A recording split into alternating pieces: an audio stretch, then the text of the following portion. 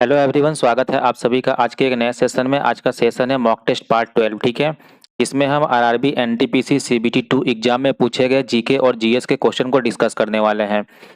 इसके साथ ही इस प्रैक्टिस सेट में टोटल 50 क्वेश्चंस होने वाले हैं और आपने इस 50 क्वेश्चंस में से कितने नंबर प्राप्त किए, कमेंट बॉक्स में अपने स्कोर को जरूर शेयर करें।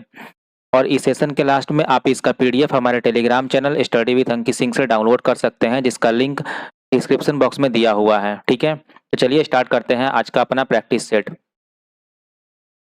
हमारा फर्स्ट क्वेश्चन है, निम्नलिखित में से कौन सा अरुणाचल प्रदेश राज्य में स्थित है? Which of the following is located in the state of Arunachal Pradesh? पहला ऑप्शन है आपका डिस्किट मठ, दूसरा है तवांग मठ, तीसरा है हेमिस मठ और चौथा है फिक्सी मठ। ये है स्थित अरुणाचल प्रदेश में तवांग मठ। तवांग मठ भारत का सबसे बड़ा वीर मठ यानी बुद्धिस्ट मोनेस्ट्री माना जाता है और यह लगभग 400 वर्ष पुराना है। अगला क्वेश्चन है, फूलों का अनूठा त्योहार बाधुखम्मा डैश का एक रंगीन और जीवंत त्योहार है और महिलाओं द्वारा मनाया जाता है। फूलों के साथ जो प्रत्येक क्षेत्र में विशेष रूप से बढ़ता है। The unique flower festival Bathukamma is a colourful and vibrant festival of dash celebrated by women with flowers that are locally grown. पहला ऑप्शन है पश्चिम बंगाल, दूसरा है त्रिपुरा, तीसरा है गुजरात और चौथा है तेलंगाना। तो ये है तेलंगाना का प्रमुख त्योहार। ठीक है, बाथुकम्मा शब्द तेलुगु भाषा से है। बातुकु का मतलब जीवन और अम्मा का मतलब माँ, इस तरह यह माँ जीवन का प्रतीक है। नेक्स्ट क्वेश्चन है, मानव तस्करी का निषेध भारतीय संविधान में डैश के तहत रखा गया है। The prohibition of human trafficking is placed under article dash in the Indian constitution. पहला आर्टिकल है 22, दूसरा है 23, तीसरा है 21 और फोर्थ है 24। आपका सही जवाब है आर्टिकल नंबर 23। आर्टिकल 23 दासता, बंधुआ श्रम एवं मानव तस्करी यानी prohibition of traffic in human beings and forced labour को रोकता है। अगला क्वेश्चन है, भारत की जनगणना 2011 के अनुसार ग्रामीण क्षेत्रों में रहने वाले लोगों का संख्या निम्नलिखित में से किस राज्य में सबसे अधिक है? According to census of India 2011, in which of the following state is the absolute number of people living in rural areas the highest? पहला ऑप्शन है बिहार, दूसरा है राजस्थान, तीसरा है झारखंड और चौथा है उत्तर प्रदेश। ये है आपका उत्तर प्रदेश राज्य। 2011 की जनगणना में उत्तर प्रदेश की कुल आबादी लगभग 199 मिलियन थी, जिसमें ग्रामीण आबादी का हिस्सा विशेष रूप से अधिक था। नेक्स्ट क्वेश्चन है, ओजोन वायुमंडल की किस परत में सबसे अधिक सांद्रता है? In which layer of atmosphere is the ozone concentration highest? पहला ऑप्शन है आपका ट्रोपोस्फियर, दूसरा है मिसोस्फियर, तीसरा है एक्सोस्फियर और चौथा है स्ट्रेटोस्फियर। ये होता है संपात मंडल यानी स्ट्रेटोस्फियर में। ओजोन परत का अधिकतम एकाग्रता लगभग 15 से 35 किलोमीटर की ऊंचाई पर समताप मंडल यानी स्ट्रेटोस्फियर में पाई जाती है। ठीक है, और बात करें सबसे निचला लेयर कौन सा होता है एटमॉस्फेयर का, ये होता है ट्रोपोस्फियर, जो कि होता है 8 से 15 किलोमीटर तक का। ठीक है,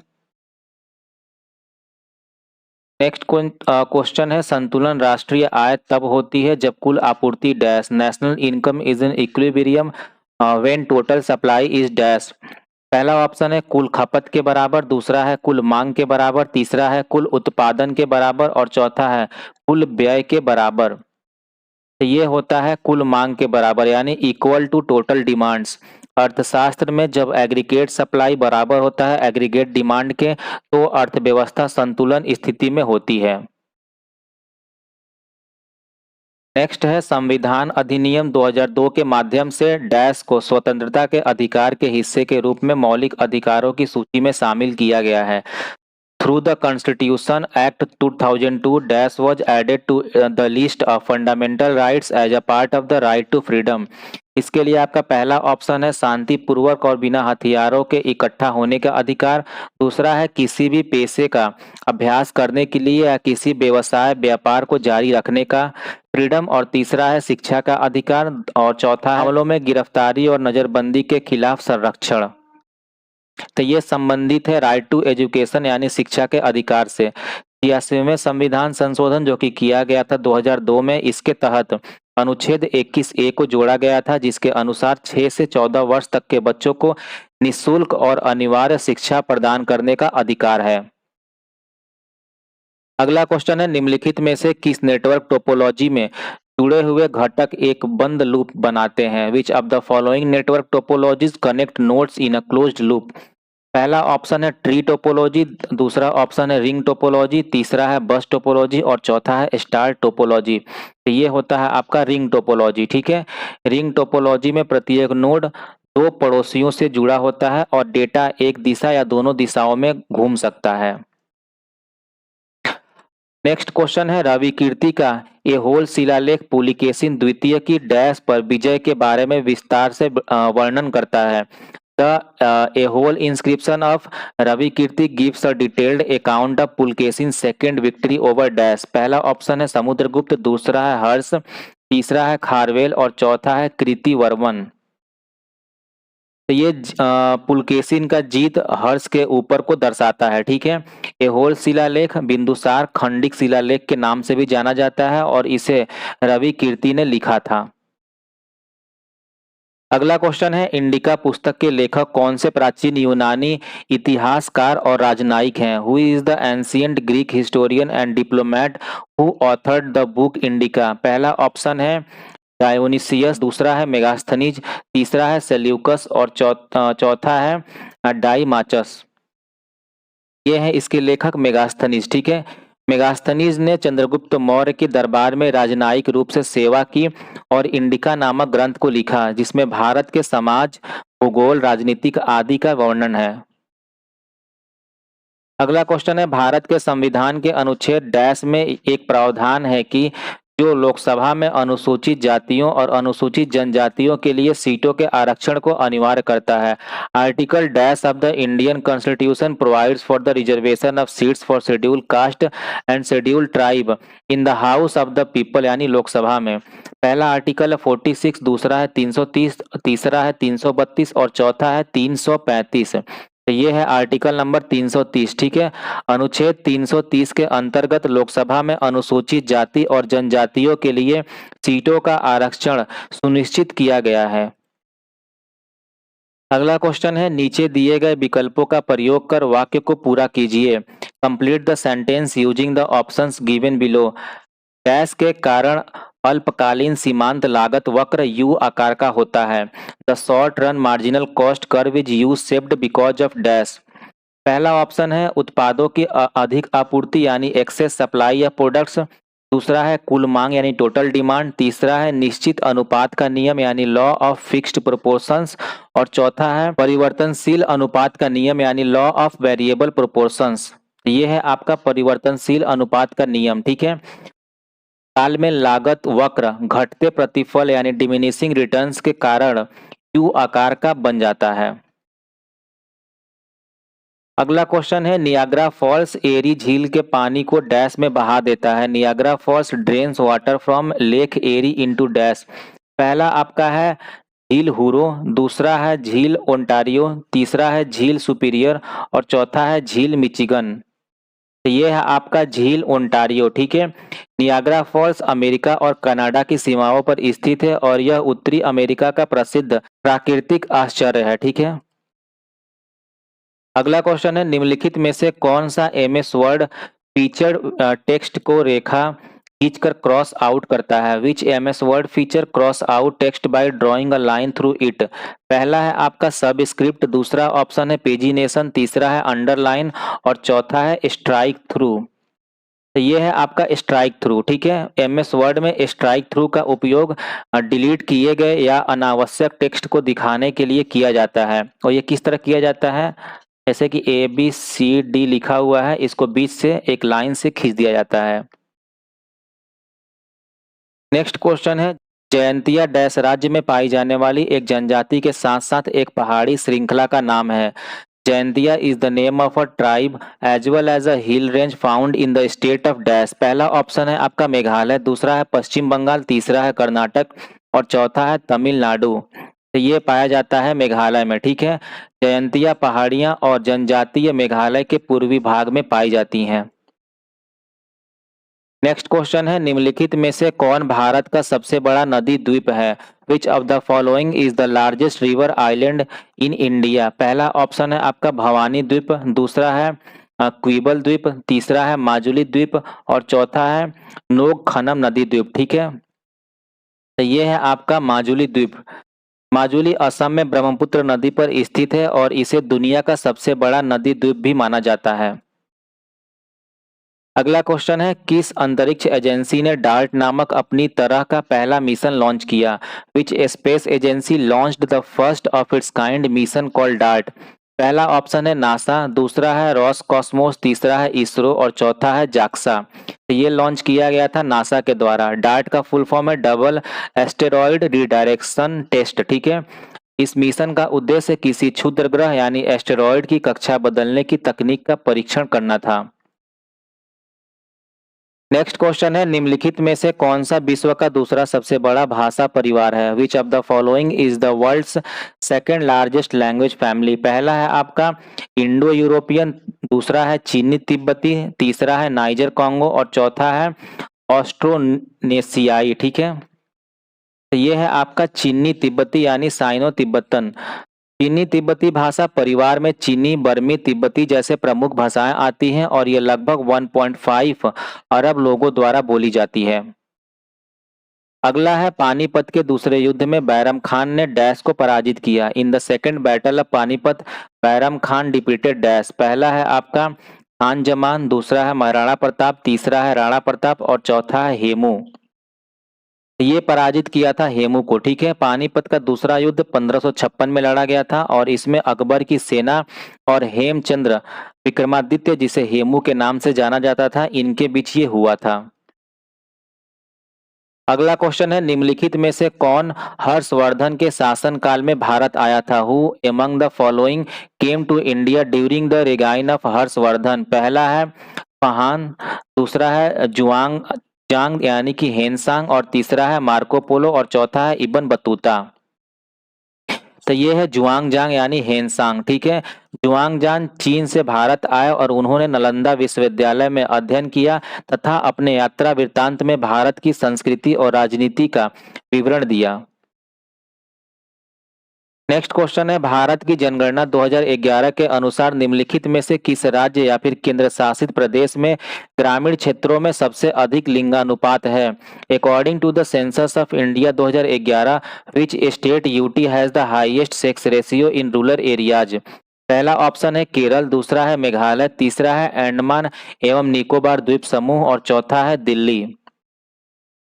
आपका सही जवाब है केरल। ठीक है, 2011 की जनगणना में केरल का ग्रामीण लिंगानुपात 1077 महिलाओं प्रति 1000 पुरुष था, जो पूरे भारत में सबसे अधिक था।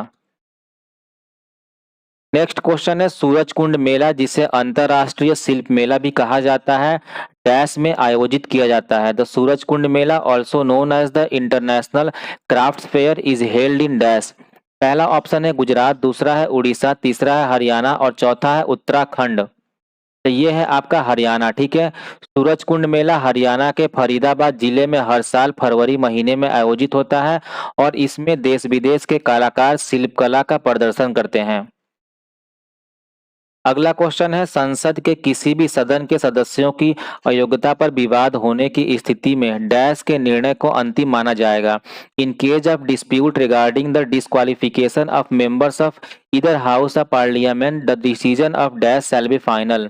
पहला है चुनाव आयोग, दूसरा है राष्ट्रपति, तीसरा है स्पीकर यानी वक्ता और फोर्थ है डिप्टी स्पीकर। ठीक है, तो ये है आपके राष्ट्रपति। अनुच्छेद 103 के अनुसार यदि किसी सदस्य की अयोग्यता पर प्रश्न उठता है तो राष्ट्रपति का निर्णय अंतिम होता है, लेकिन वह चुनाव आयोग से परामर्श लेते हैं। नेक्स्ट क्वेश्चन है भारतीय संविधान का कौन सा अनुच्छेद अपराधों के लिए दोष सिद्धि के संबंध में संरक्षण से संबंधित है? Which article of the Indian constitution relates to protection in respect of conviction for offences? पहला है 18, दूसरा है 21, तीसरा है 19 और चौथा है 20। तो ये है आर्टिकल 20। ठीक है, अनुच्छेद 20 नागरिकों को द्विदंड प्रक्रिया यानी डबल जियोपार्डी और पूर्वव्यापी दंड विधान यानी एक्स पोस्ट फैक्टो लॉ से सुरक्षा प्रदान करता है। अगला क्वेश्चन है डैश विश्व अर्थव्यवस्था में बढ़ते खुलेपन, बढ़ती आर्थिक अन्योन्याश्रयता और गहन आर्थिक एकीकरण से जुड़ी एक प्रक्रिया है। Dash is the process associated with increasing openness, interdependence and deep integration in the world economy. पहला ऑप्शन है आपका निजीकरण, दूसरा है राष्ट्रीयकरण, तीसरा है उदारीकरण और चौथा है वैश्वीकरण। इसका सही जवाब है वैश्वीकरण। ठीक है, वैश्वीकरण का अर्थ है विश्व की अर्थव्यवस्थाओं का आपसी जुड़ाव, जिसमें व्यापार, निवेश और तकनीकी आदान प्रदान प्रमुख भूमिका निभाते हैं।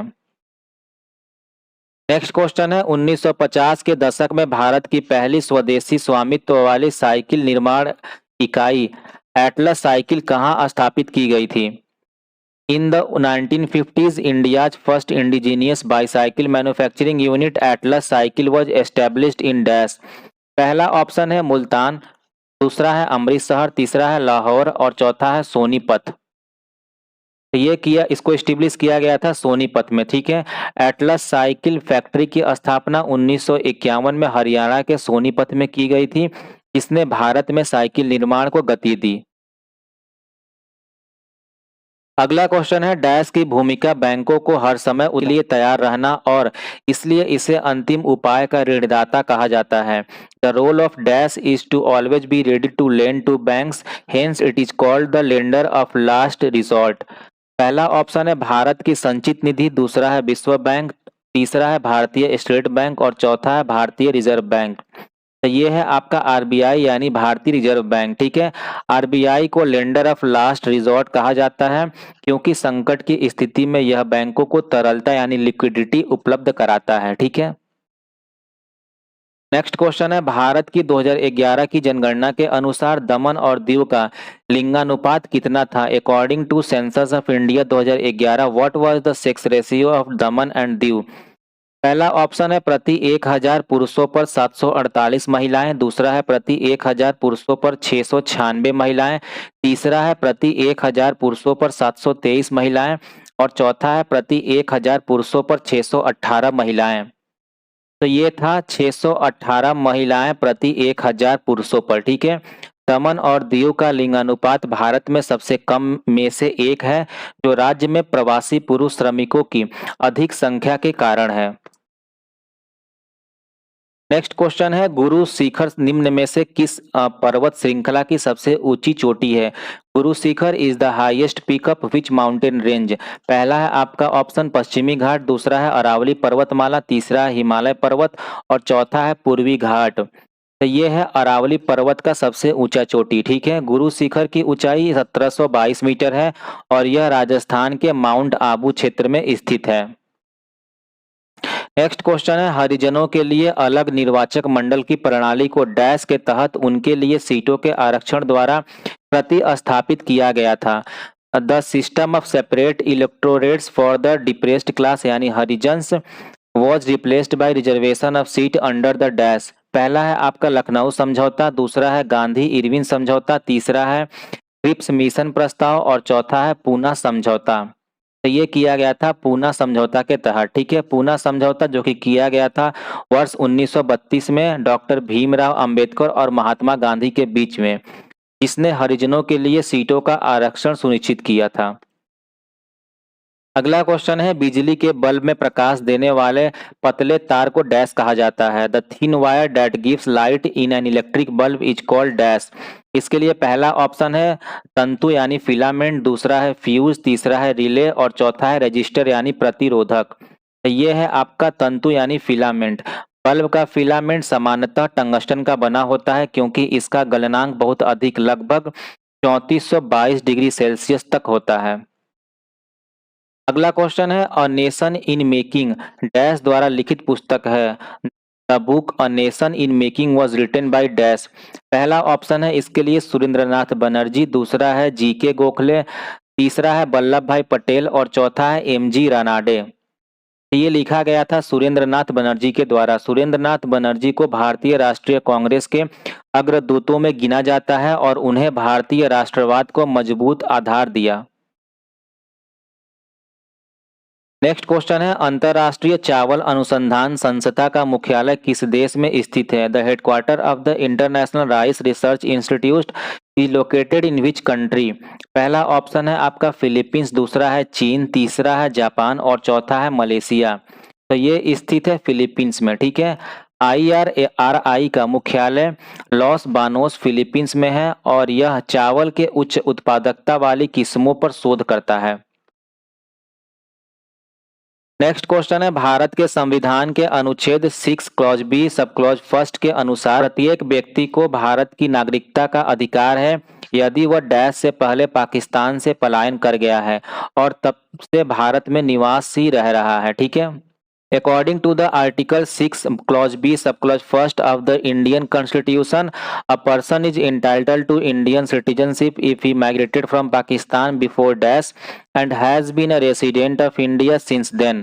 पहला ऑप्शन 1948, सेकंड है 18 जुलाई 1949, थर्ड है 17 जून 1947 और फोर्थ है 18 अगस्त 1947। तो ये डेट है 19 जुलाई 1948 से पहले, ठीक है। विभाजन के बाद पाकिस्तान से भारत आए लोगों को विशेष प्रावधान के तहत नागरिकता दी गई थी। नेक्स्ट क्वेश्चन है भारत के संविधान के अनुच्छेद 170 के अनुसार प्रत्येक राज्य की विधानसभा में डैश से अधिक और डैश से कम सदस्य नहीं होंगे। According to article 170 of the Indian constitution the legislative assembly of each state shall have not more than dash and not less than dash member. पहला है मैक्सिमम 400 मिनिमम 70, दूसरा है मैक्सिमम 500 और मिनिमम 60, तीसरा है मैक्सिमम 550 और मिनिमम 75 और चौथा है 450 मैक्सिमम और 80 मिनिमम। तो ये है आपका मैक्सिमम 500 सीट और मिनिमम 60, ठीक है। अनुच्छेद 170 राज्यों की विधानसभाओं की संरचना निर्धारित करता है और सदस्य सीधे निर्वाचित होते हैं। अगला है भारतीय महाकाव्य महाभारत की 18 पुस्तकों में से छठी कौन सी है जिसमें भगवत गीता का अध्ययन किया गया है? Which is the sixth book of the Mahabharata where the Bhagavad Gita is studied extensively? पहला ऑप्शन है आपका सभा पर्व, दूसरा है विराट पर्व, तीसरा ऑप्शन है आदि पर्व और चौथा है भीष्म पर्व। तो ये है आपका भीष्म पर्व, ठीक है।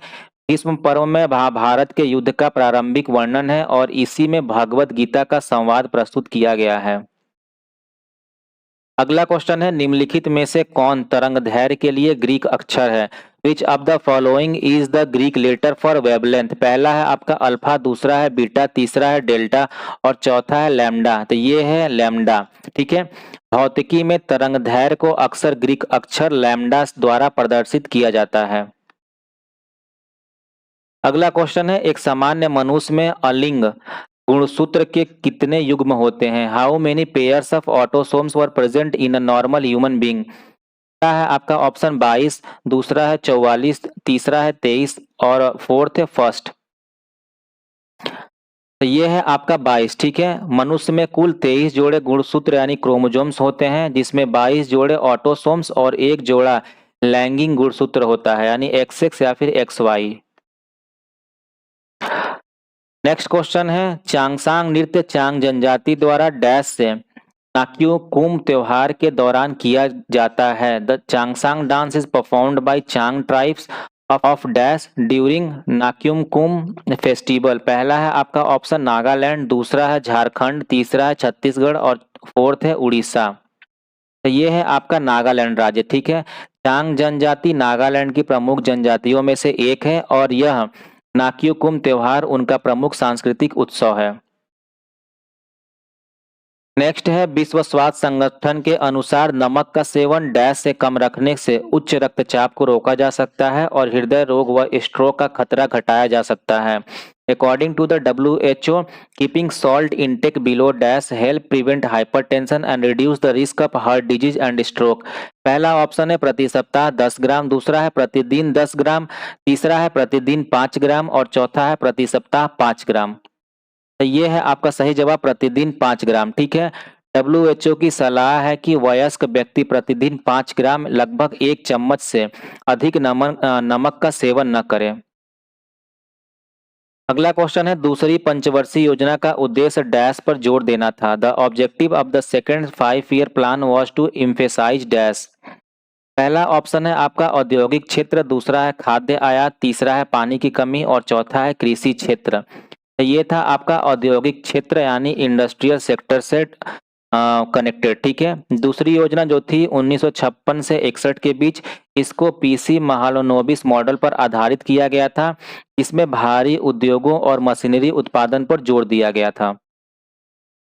अगला क्वेश्चन है मोहन वीणा एक संशोधित हवाईयन गिटार जिसे हिंदुस्तानी स्लाइड गिटार भी कहा जाता है डैश द्वारा बनाया और लोकप्रिय बनाया गया था।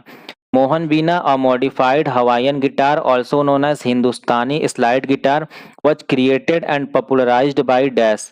पहला ऑप्शन है विश्व मोहन भट्ट, दूसरा है असद अली खान, तीसरा है अनुष्का शंकर और चौथा है राम नारायण। इसको पॉपुलराइज किया गया था विश्व मोहन भट्ट के द्वारा। ठीक है, पंडित विश्व मोहन भट्ट ने 1994 में ग्रैमी पुरस्कार जीता था और उन्हें मोहन वीणा के आविष्कारक के रूप में जाना जाता है। नेक्स्ट है 1889 में डैश ने मुक्ति मिशन की स्थापना की जो परित्यक्त और पीड़ित युवा विधवाओं की शरण स्थली थी। In 1889 established the Mukti Mission, a shelter for young widows abandoned and mistreated by their families। पहला ऑप्शन है आपका रखमाबाई सेव, दूसरा है आनंदीबाई जोशी, तीसरा है पंडिता रमाबाई और चौथा है रमाबाई रनाडे। तो ये है आपकी पंडिता रमाबाई। ठीक है, पंडिता रमाबाई एक समाज सुधारक और शिक्षाविद थी जिन्होंने महिला शिक्षा और विधवाओं के पुनर्वास के लिए काम किया था। अगला क्वेश्चन है निम्नलिखित में से कौन उदारीकरण के उद्देश्य में से एक नहीं है। Which of the following is not an objective of liberalization. पहला है किसी देश का वैश्विक विकसित करना, दूसरा है विदेशी व्यापार को बढ़ावा देना और आयात निर्यात को विनियमित करना, तीसरा है घरेलू व्यवसायों के बीच प्रतिस्पर्धा बढ़ाना और चौथा है प्रौद्योगिकी और विदेशी पूंजी के प्रभाव को कम करना।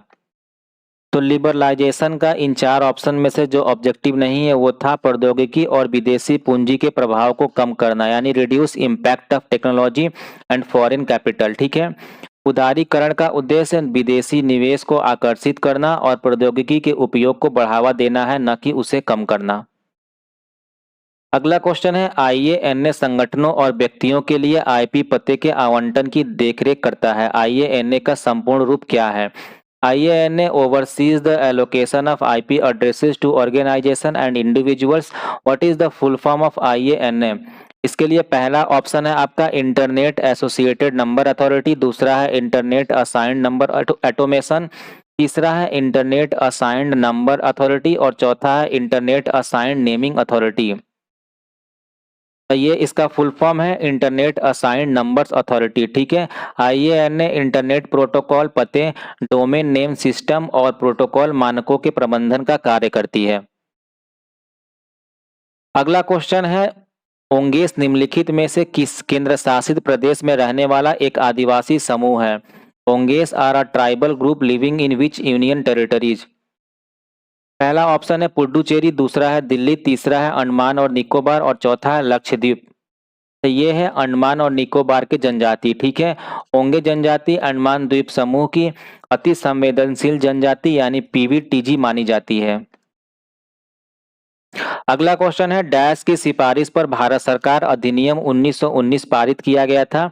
The government of India act 1919 were passed on the recommendation of dash. पहला ऑप्शन है लॉर्ड एल्गिन, दूसरा है एडविन मॉन्टेग्यू, तीसरा है चार्ल्स प्रथम और चौथा है लॉर्ड लिनलिथगो। ठीक है, तो ये किया गया था एडविन मॉन्टेग्यू के रिकमेंडेशन पे। ठीक है, भारत सरकार अधिनियम 1919 को मॉन्टेग्यू चेम्सफोर्ड सुधार भी कहा जाता है।